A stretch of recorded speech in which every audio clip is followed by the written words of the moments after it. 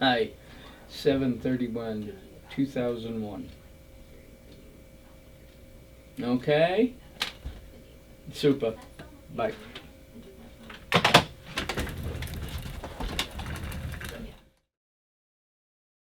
When I was 15 years old, I made a vow to myself. If there ever came a day that when I went to put the light out at night, I could honestly say I didn't help anybody today, that's when I would give up. And I haven't given up yet. A love for my fellow human beings. You know, I don't care if you're the guy all drunk and, wanting to fight me. I don't need to fight you. Love's stronger than hate. And I had to find that on my own, but I believe it. My name's Kevin Michaud. I'm a campus safety officer here at Bates. I'm from, originally, Granite Falls, New Brunswick, Canada.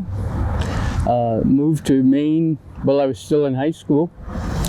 Graduated from Lawrence High School in Fairfield, Maine, and Florida Tech, where I got my undergraduate degree, and Cornell University, where I got my master's. The Navy came first, knocking on my door, and they wanted me to give several years.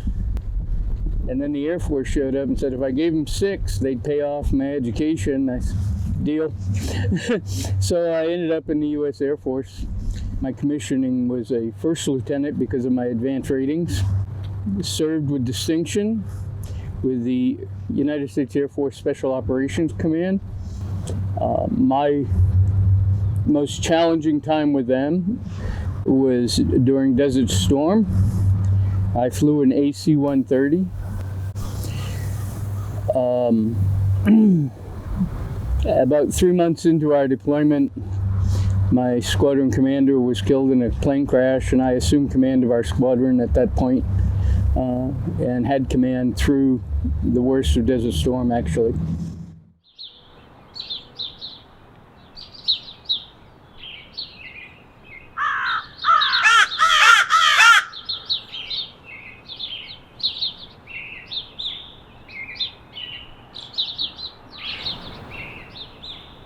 I flew an AC-130, which had a cannon on the side of the aircraft, which easily would take out any armored vehicle we encountered, and that's what we did.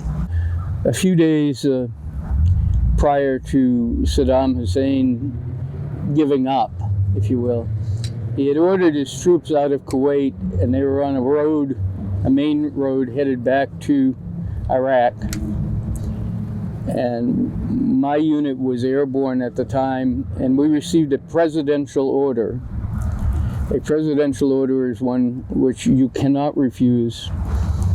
If you did refuse, I'd be facing execution. But we were ordered to take them out, to eliminate them. And I felt that to be an unconstitutional, unmoral order. They're a retreating army. And I was taught when I became an officer in the Air Force that you don't shoot somebody in the back who's trying to get out of the way.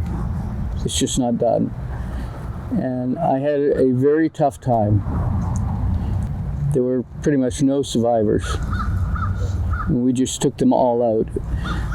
I didn't want to obey the order, but I knew had I disobeyed the order that my co-pilot would have shot me. It was at that point my passion for the Air Force kind of waned. And it wasn't the service itself, it was what our political leaders were asking of us. Yep. And it became too much for me. My motto for my life is always to do good, to help other people. And I fell back on that, leaving the Air Force. Ad meos bonum, which is my personal motto, for the greater good. I worked for the International Committee of the Red Cross Red Crescent. I was trained in Geneva at The Hague, where I learned the Code of International Human Rights, Geneva Conventions. The principles enshrined in those conventions are key to peace in our time. And if we don't teach it, then it's just never going to happen. The charge to enforce the conventions falls on the International Committee of the Red Cross Red Crescent as a totally neutral body. And neutrality was probably the hardest part of my time. You'd like to take sides. Part of you is in the midst of war, famine, and otherwise, standing there knowing that I come from one of the most populated countries in the world, one of the biggest superpowers in the world, and they weren't doing anything to alleviate the suffering that I was experiencing or the people there were experiencing. And that became very tough for me. But I pushed through, knowing every day that what I was doing made a difference. I had written a report, as I stated, when I was in the Balkans. I was there to investigate genocidal activities, including mass graves. And part of what I had to testify to was what we found. Did I lay blame at any one particular person's feet? No. The political leader at the time was Slobodan Milosevic, who went on trial. My report was used to corroborate what the outside world had seen and heard. I feel pretty strongly that his guilty convictions hinged on some of what I had to say. You know, when you go into the woods and you find a shallow grave with several hundred bodies, it's pretty obvious. War devastated me. Every part of it, whether I was with the Air Force or whether I was with the ICRC, to see it daily, it takes a toll. You can think you're prepared for what you're going to see, but you won't be. I was in Africa, Somalia, Rwanda. I was in Rwanda for the genocide. It was probably the most intense experience of my entire life. My role was to provide a daily press briefing to the world's media, which pretty much amounted to body count every day. And after you personally count 500,000 hacked to death bodies, it plays hell on your system. I didn't show up for a meeting one day, and an AP reporter found me in my room in the fetal position, and that was a very tough time for me. For 17 years following my time in Rwanda, I couldn't even say the name Rwanda. I was that emotionally scarred from the fighting, from the senseless bloodshed. And one day I was at work at the University of Maine, and this older gentleman, a professor from Miami actually, showed up in the cafeteria one day and said, "Hey, I know who you are. I know where you've been. Do you want to talk about it?" And that's all he said. And I'm like, "What are you getting at?" And I found out through our conversation that he had been an AP reporter at my press briefings in Rwanda every day. He knew who I was. He saw the same crap I saw. Working with that particular professor, I was able to start talking about Rwanda again, and it brought me full circle. I find myself most nights just shutting the TV off. I don't want to see it. I mean, it's not that I don't care, but in two contexts, had I been still in the Air Force, I'd probably be in Poland today. If I was still with the ICRC, I'd be in downtown Kiev, and I know that because of the specialties that I was trained to deal with. Part of me wishes I could. Another part of me says, I've done my part. It's a younger man's game now. Let somebody who's younger deal with these things. But I still believe in the ethos, if you will, that do no harm. Do no harm. Just be love, show love, care. I'm clear. there, CMC drove the student off at his room. And 4, thanks. Our relief is here. Donnie could work from anywhere as long as he had a studio to work from. And he always worked from home. But he designed. Now, his big claim to fame was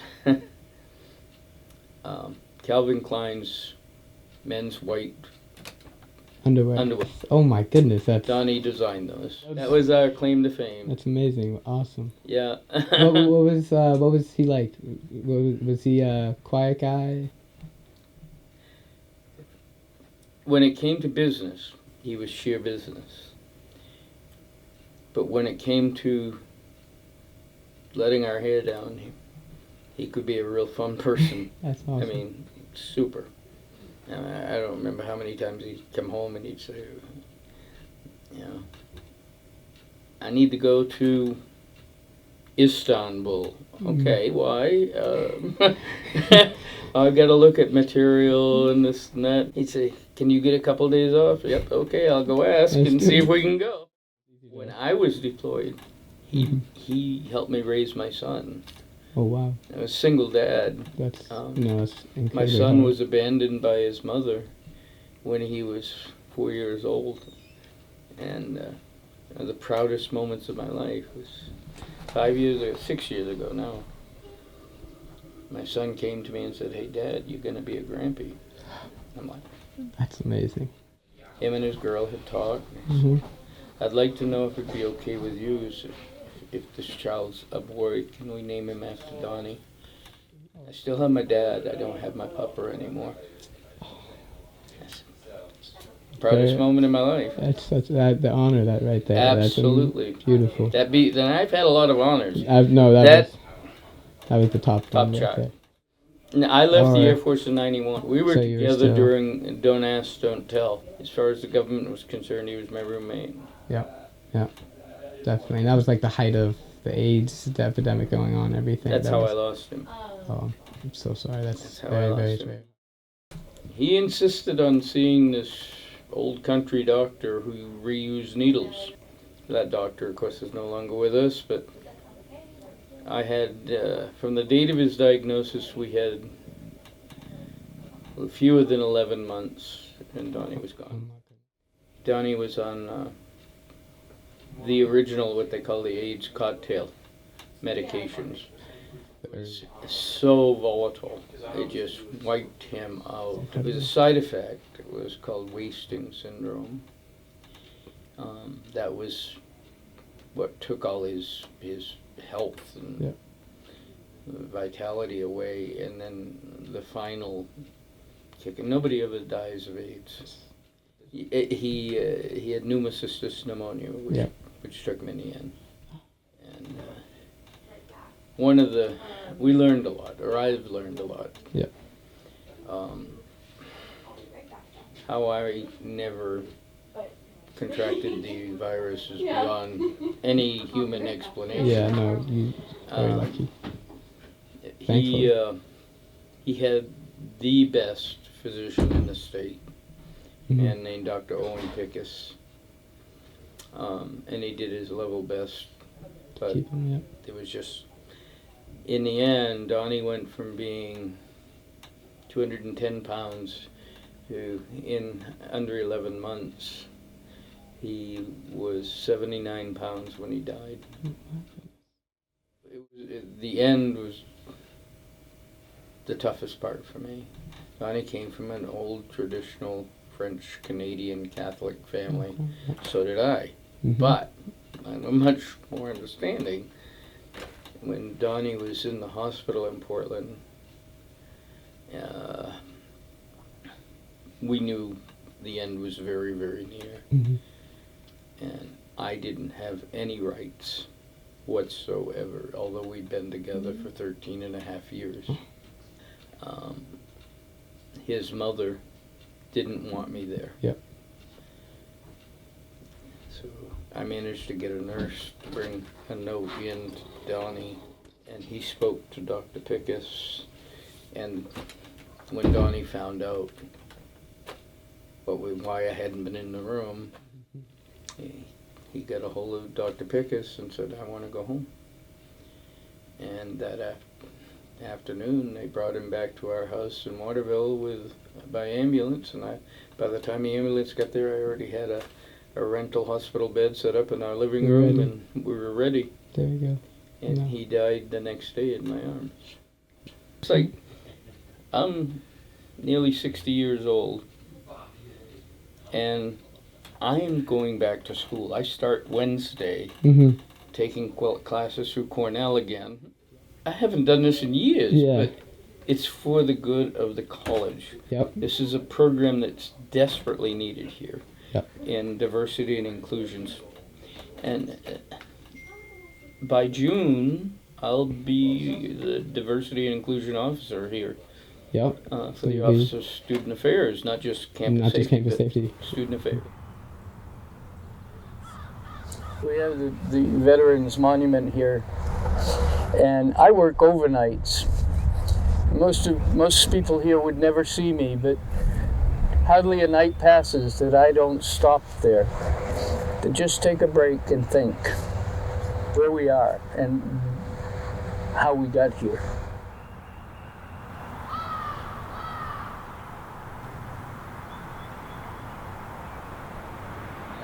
Just tonight, when I stopped here, I saw this over here. It's a very old custom. The rocks. The rocks. Usually you'll find these on a veteran's tombstone. Sometimes you'll find a nickel. And basically what that infers is we've walked the walk. We've done the same things. As a token of respect. Somebody leaves, say, a quarter. You just bought that man a coffee. Rocks pretty much symbolize the same thing. Veteran to veteran, we get it. Yep. We understand. We made this happen. Not the monument, but we're the reason it's here. Yes.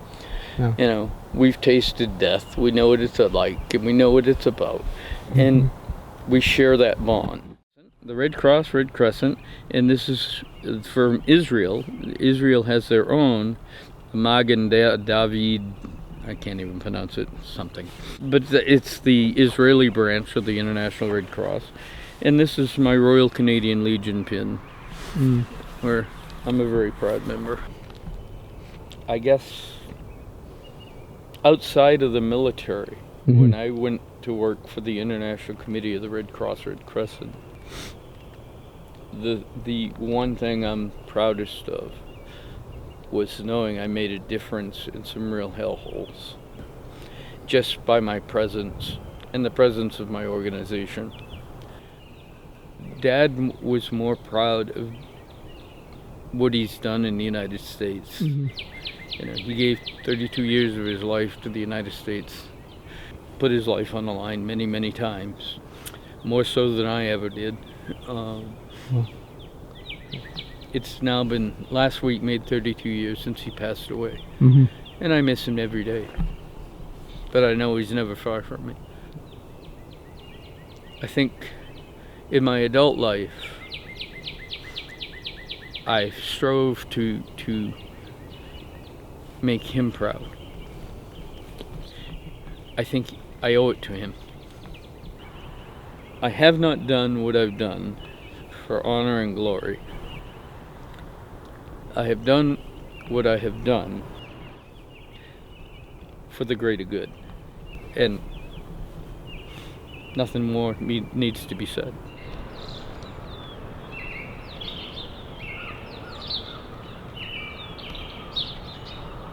I feel like there's still more to give. And perhaps being in higher ed, something like this will make a difference.